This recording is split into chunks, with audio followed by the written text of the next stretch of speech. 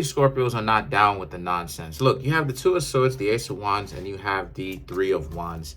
This for you Scorpios represents how a lot of you were dealing with someone that was just a pain to deal with. They wouldn't tell you what it is that you would get. They always talking about what they're not going to do. So a lot of you Scorpios were thinking to yourselves, if these people are constantly trying to tell you what it is that they're not going to do, right?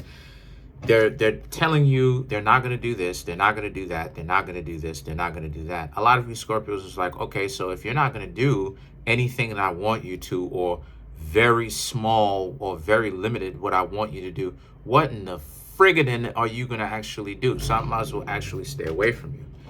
The Ace of Wands and the Three of Wands now represents the problem that they were giving to you, that a lot of you Scorpios essentially decided to really go against, because you saw that it was time for you to leave them alone, because all it is that they were trying to do in the first place was just get on your nerves.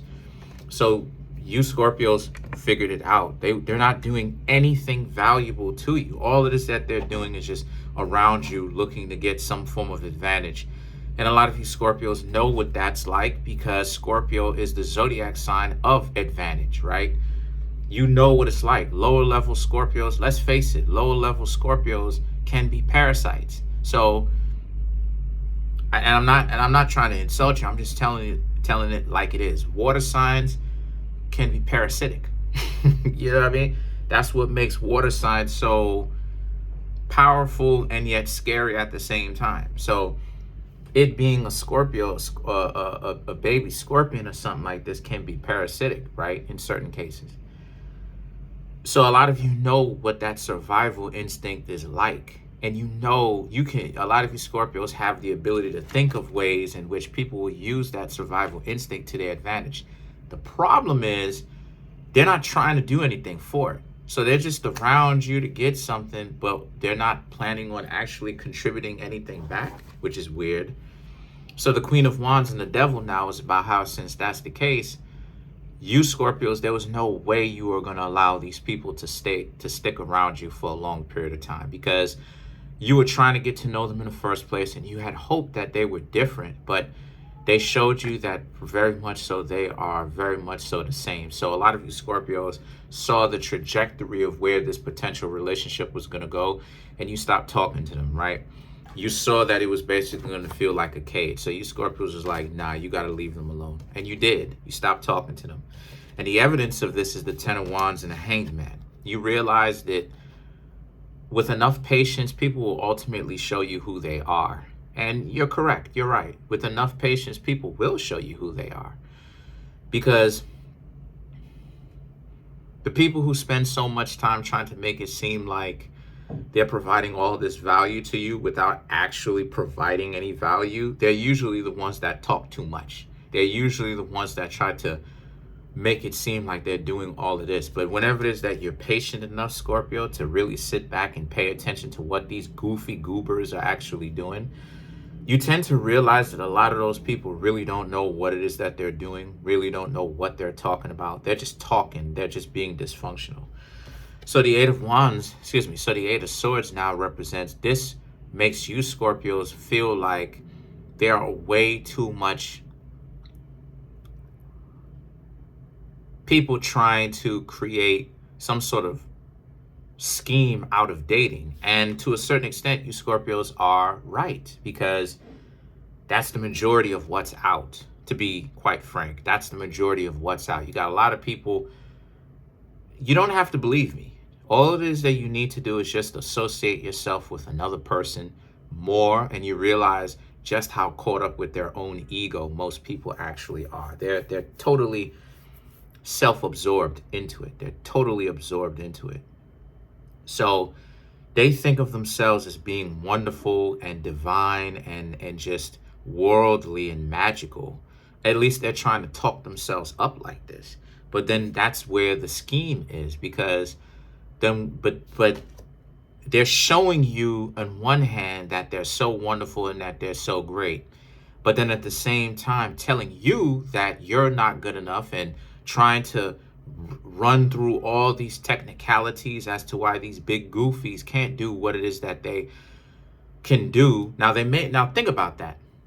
They made themselves seem so magical and worldly, but they're not going to do anything. They're not going to actually drop any kind of magic with you in worldliness, but then they want you to be with them, supposedly, right?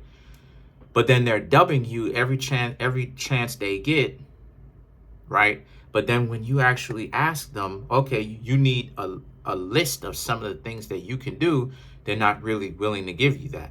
Now, if they were so magical in the first place, why can't they just give you a rundown? Hey, you know, I'm considerate, can actually plan for the future. I pull in some form of money, so I'll go ahead. So my money actually works for the both of us. These are traits that you can actually run down. These are some of my own personal traits, right? So if a person can't necessarily tell you at the very least some of their traits, especially when they're being asked, and their traits of what they can do, what does their money do, right? That's how you know that they're up to some sort of plan and they're plotting on you. Because what does another person's money do? What is their efforts going to do? Because the whole point of it is going to school, getting an education. We're in a world now where both sides, or whatever you're into, if you're into the same side, everybody has at least some form of opportunity now. That's the whole point. So what is this grown, hardback individual showing up here trying to make it seem like you just need to give something to them, right? When you Scorpios don't have to do that. So the world now, the Eight of Cups now, is about how you Scorpios set yourself free from all of that, because you now know what it looks like when somebody's trying to run a con game on you. So a lot of you Scorpios are not going for that. You decided, maybe some of you Scorpios decided that when y'all got some of the good, y'all decided to leave. But when this person figures out that you put them on ice, they're going to be upset because you got them first before they got you. That's right, because they wanted gifts and cash and prizes. They need to go on a show named Prize is Right. But anyway, so let's clarify the Eight of Cups. Matter of fact, let's clarify the world just to kind of drive this home. Let's clarify the world, which is you, Scorpio.